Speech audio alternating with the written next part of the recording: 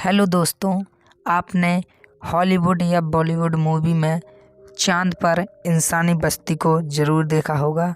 और यह एक मात्र कल्पना नहीं बल्कि नासा और अन्य स्पेस एजेंसियों के थ्रू हम ये मिशन सक्सेसफुली प्रोग्रेस कर सकते हैं।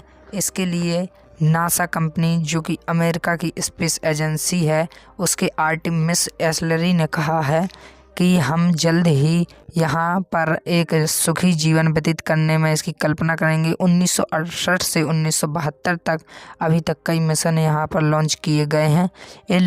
इन मिशन में लॉन्च किए हुए जितने भी व्यक्ति आज के करीब 50 वर्ष हो गए हैं जब से हमारे एस्ट्रोनॉटर पृथ्वी के से दूसरी सतह पर नहीं गए हैं, जैसे कि चंद्रमा। लेकिन कुछ समय बाद फिर से अब चंद्रमा पर पानी की सतह और हाइड्रोजन पाए जाते हैं।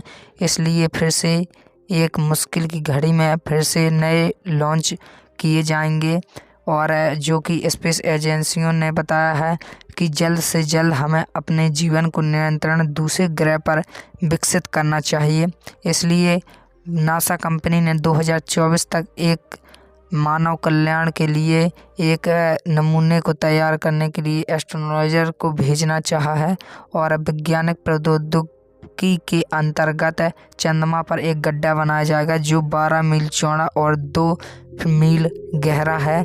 यह वहाँ से बहुत ही डार्क दिखाई देगा क्योंकि इसकी ज़रूरत धीरे धीरे वैज्ञानिक तरीक़ों से वहाँ मानव एटम थ्योरी के अंतर्गत वहाँ जीवन व्यतीत होगा, क्योंकि ज़्यादातर चंद्रमा पर देखा गया है कि यहाँ गोल्ड और प्लेटिनम का भंडार मिश्रित है।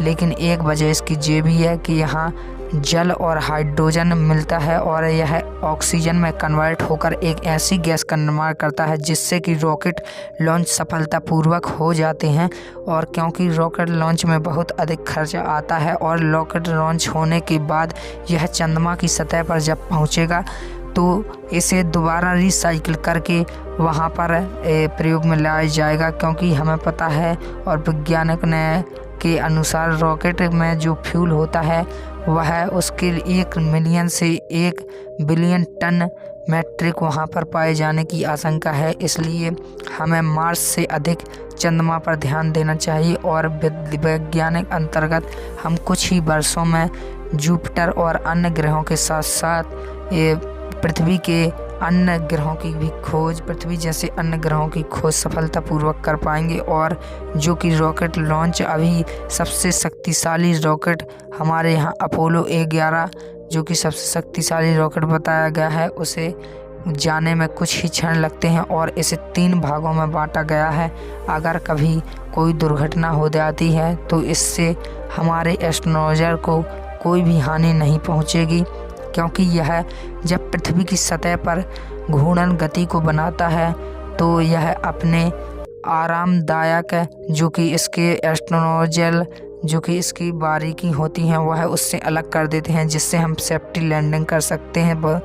और एक होता है ऑटोमेटिक, जिसके थ्रू अभी तक कोई भी प्रौद्योगिकी प्रसिद्ध नहीं हुई है और हम रॉकेट के थ्रू कुछ ही दिनों में यहाँ पूर्ण रूप से जीवन विकसित करने में कामयाब हो सकते हैं।